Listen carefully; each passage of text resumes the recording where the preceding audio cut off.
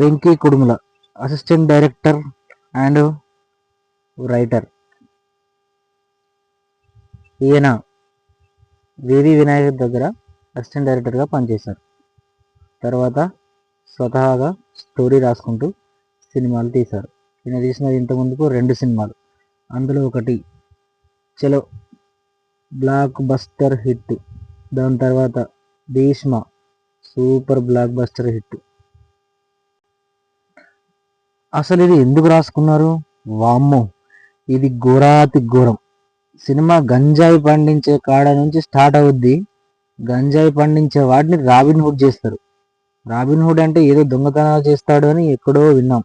కానీ ఇక్కడ దొంగతనం చేసే ట్రస్ట్ వాళ్ళకి ఇచ్చినట్టే ఇచ్చి మళ్ళీ విలన్తో తీసేస్తారు. హీరోయిన్ నేను చేసిందే కరెక్ట్ అంటుంది. అందులో ఏమీ అర్థం ఉండదు. హీరోయిన్ సెక్యూరిటీ ఏజెంట్స్ వాళ్ళు కాపాడుతారు అని అన్నట్టుగా చూపిస్తారు. ఇందులో ఒక లవ్ ట్రాక్. సినిమా చూస్తున్నంతసేపు పిచ్చి లేచింది. నితిన్ అన్న మళ్ళీ ఫ్లాప్ ట్రాక్ ఎక్కినట్టే అనిపిస్తుంది. ఆ భీష్మ తర్వాత మళ్ళీ ఒక్క హిట్ కూడా లేదు.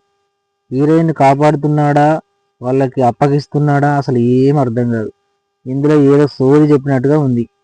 వెంకీ సార్ ఈసారైనా ఒక మంచి కథ రాసుకొని మంచిగా తీయండి సారీ ప్లీజ్. మరీ టైటిల్కి స్టోరీకి ఏమాత్రం సంబంధం లేకుండా ఉంది. ఇక పాటల విషయానికి వస్తే పెద్ద వరెస్ట్. భీష్మ తర్వాత మళ్ళీ వ్యవసాయం గురించి ఏదైనా కొత్తగా రాశాడేమో అనుకున్నాను. కానీ రాబిన్ హుడ్తో పెద్ద ర్యాడ్ దింపాడు. ఇందులోకి డేవిడ్ వార్నర్ని ఎందుకు తీసుకున్నారు? కానీ తీసుకున్నందుకు ఒక మంచి కాన్సెప్ట్ కానీ ఒక మంచి పాత్ర కానీ ఇవ్వాలి. ఎందుకు తీసుకున్నాడు, ఆయన క్లైమాక్స్లో ఎందుకు పెట్టారు, అసలు ఏం అర్థం కాదు. పెద్ద సోది సినిమా. రాబిన్ హుడ్ ఏదో పెద్ద దొంగతనాలు ఏమైనా హైలైట్గా తీస్తాడేమో అనుకున్నాను. ధూమ్ 2 ధూమ్ 3 లెక్క. అది లేదు. ఆర్టిస్టులు వాళ్ళకి ఇచ్చిన పాత్రలకు న్యాయం చేశారు కానీ స్టోరీ లేదు. స్టోరీ ఉంటే సినిమా బాగుండేది.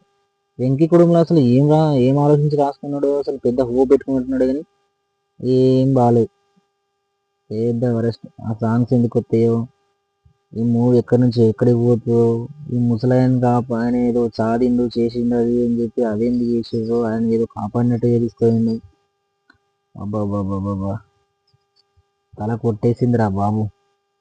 ఏం మూవీరా బాబు ఇది, వేస్ట్ వరెస్ట్. ఓకే ఫ్రెండ్స్, మీకు ఏదైనా ఈ సినిమా నచ్చినట్టయితే, ఏదైనా నచ్చిందో కామెంట్ సెక్షన్లో కామెంట్ చేయండి. తర్వాత నితిన్ తీయబోయే సినిమా మీద ఏదైనా కామెంట్ పెట్టండి. ఓకే నితిన్ అన్న, ఈసారి ఒక మంచి కథను ఎన్నుకొని ఒక మంచి స్టోరీని తీసుకొని మళ్ళీ ముందుకు వెళ్ళాలి. ఓకే ఫ్రెండ్స్, ఈ రివ్యూ మీకు ఎలా అనిపించిందో కింద కామెంట్ సెక్షన్లో కామెంట్ చేయండి. జస్ట్ ఒక లైక్ చేయండి. Okay, thank you.